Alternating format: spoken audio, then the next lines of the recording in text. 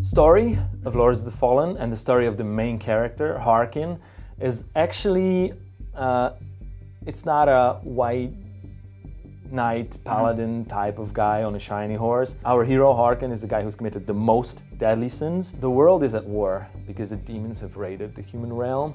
Nobody knows why, because all the people in the world think that God and his demonic army has been defeated long ago, thousands of years ago. The way that fighting and combat works in our game, you really feel that to have a guy who could actually wield all these weapons, who could wear all this armor, who could do that. And that's why we came up with an idea of Harkin, the guy that we have in the game.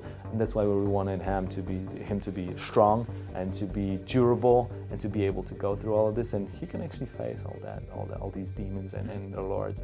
We don't think about Lords of the Fallen as a game that is unlike any experience players had before.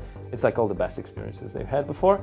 And that's why what we're trying to do is, there are certain mechanics that we try to look around on all the challenging games. For example, we quite frequently reference the Souls. That was just one of the references, but we try to look at all the challenging games and see, okay, so what is optional in these games? What is quite difficult? What is quite challenging? What elements can we put on a scale between challenging and rewarding and frustrating and punishing? And we try to identify as many as we could and try to minimize them in our game, still not lowering the amount of challenge, the level of challenge that we have. This game has not been designed for people who want to finish the game without learning the basics of the mechanics of it. It's been designed to make players feel like, okay, if I do my homework, I'm gonna get the satisfaction from finishing the game, but I actually have to do that.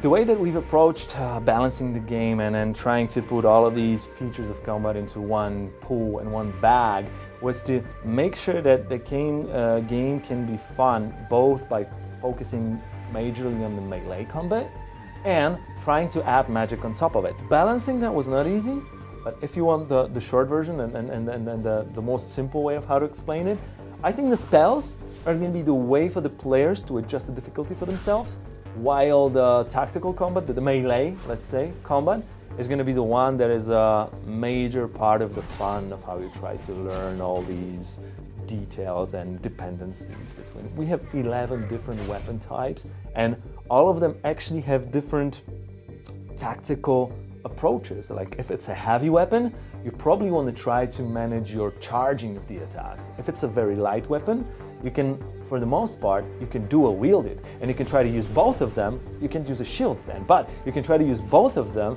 and you can try to use special combos with both of your hands. So it's a different approach, both of them based on timing, but it's a slightly different outcome. It's slightly different. Like this guy focuses on DPS, while this guy focuses on hitting the enemy once, but for good. There are certain characteristics that is common for all of the lords. They're very honorable. They have their codex of fighting, and this is what they put above everything else. So they're going to behave to certain rules.